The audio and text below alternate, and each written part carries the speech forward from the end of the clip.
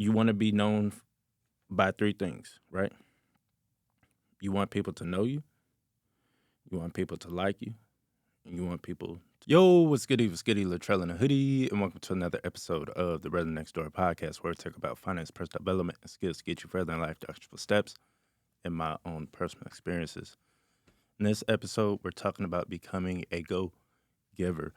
Now, oftentimes, most of us have heard the phrase go getter, just striving to go get something, be great, achieve greatness, all those good things. But I think there's another aspect of achieving those great things, and that's becoming a go giver.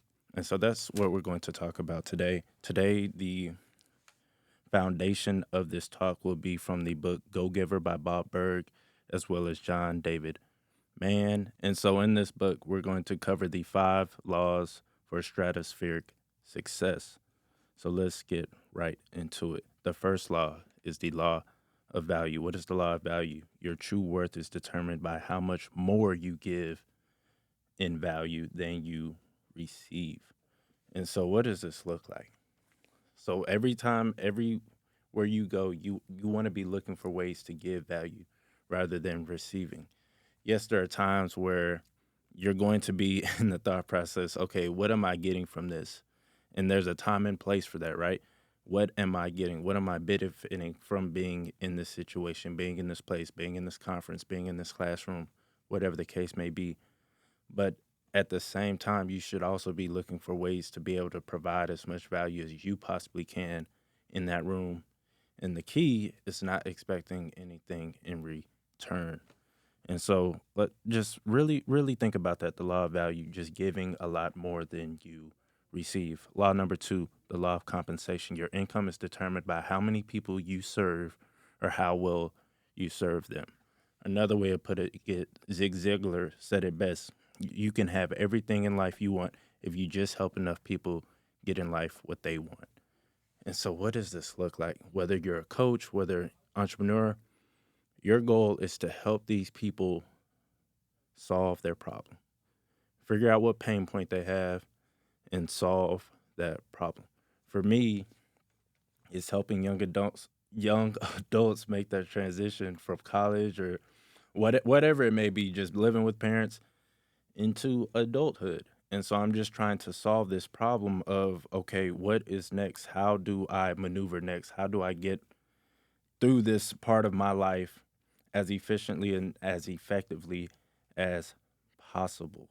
And so you want to strive to be able to compensate others as best as you possibly can by giving your time, energy, and effort to them. Next, law of influence, the third law. Your influence is determined by how abundantly you place others people's interests first. Place their interests first, not second, not third, but first. Understand you want to be known by three things, right? You want people to know you, you want people to like you, and you want people to trust you, right? And so, known. How does this happen? Getting out, right? Being social, putting yourself in social events. Like, how do you be liked? Everybody's not going to like you, right? So let's go ahead and get that out the way now. But being yourself, being interested in what they have to say, being interested in who they are, being curious as to who they are and what they like and what they value. Just be curious. That's the best way to be liked. People love talking about themselves. So the best way to go about it is just listen, right? Just be a listening ear, ask questions, and be genuinely interested in what they have to say. That's the easiest way to be liked, right? And then trust. Do you have a proven track record of being a trustworthy person? And if you don't have one with them, then you can start building that. What does that look like? That's as simple as setting up a meeting. Hey, let's meet at this time, and y'all meet at that time, right? You show up 15 minutes early, 10 minutes early. That's that first. That's that first idea of, hey, this person's trustworthy. I can trust that they're gonna be here on time, right? and then is doing stuff for them, or whatever the case may be, and just having that track record of, okay, this person's on time, okay, this person's respectful, okay, this person gets done what they say they're going to get done. If they ask for something, or you say you're going to send them something, you send it on time, promptly, different things like that. You just are a trustworthy person. Next, law of authenticity. The most valuable gift you can offer is yourself, not others. I had a talk about this with the guy yesterday. It's like, there's a certain amount of people that have to hear something from you specifically. It's because of the way you talk. It's your delivery and all these different things that go into it.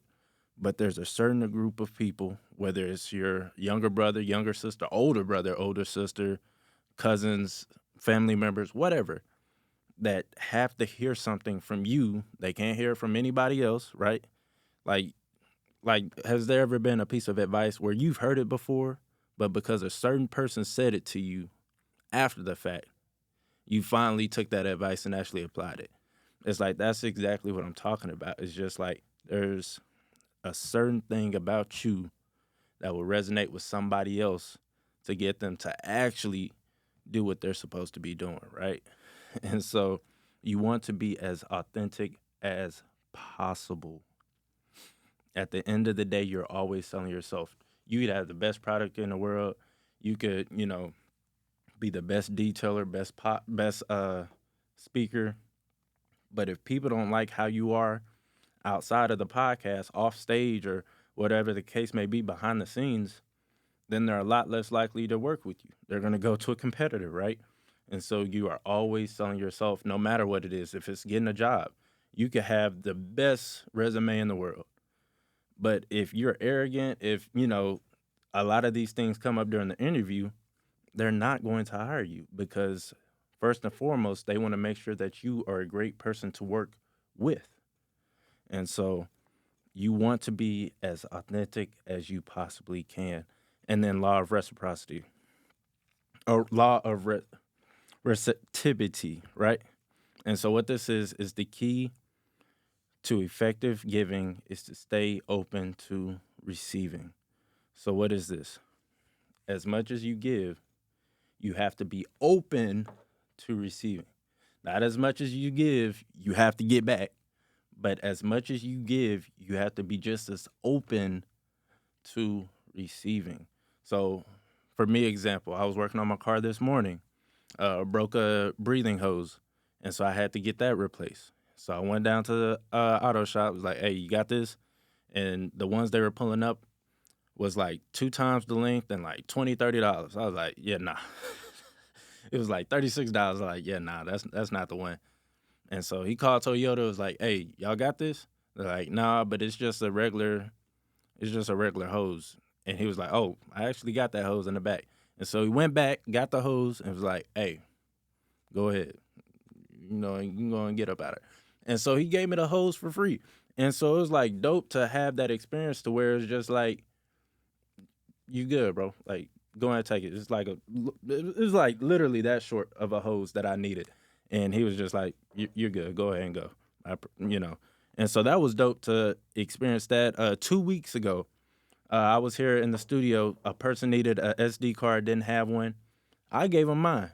I was just like, "Go ahead, do what you got to do," and not expecting anything in return. And then I even went a step further and was just like, "You know what? You can go ahead and just keep it. I don't really need it."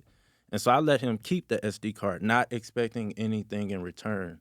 And lo and behold, 2 weeks later, I get a whole hose for my car for free. You know what I'm saying? And it didn't even come from him. It came from a completely different source. So keep that in mind when it comes to giving to the homeless, when it comes to giving to friends, whatever. Like, just because you gave to one source doesn't mean it's always going to come back directly from that source. It may come from a completely different area in your life. And last but not least, right? Just stay focused. Stay focused on your goals. Stay focused on where you're headed, but always look for opportunities to give. That's the episode I have for y'all.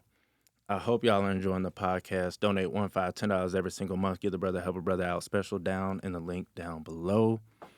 And I will see y'all in the next episode. Peace.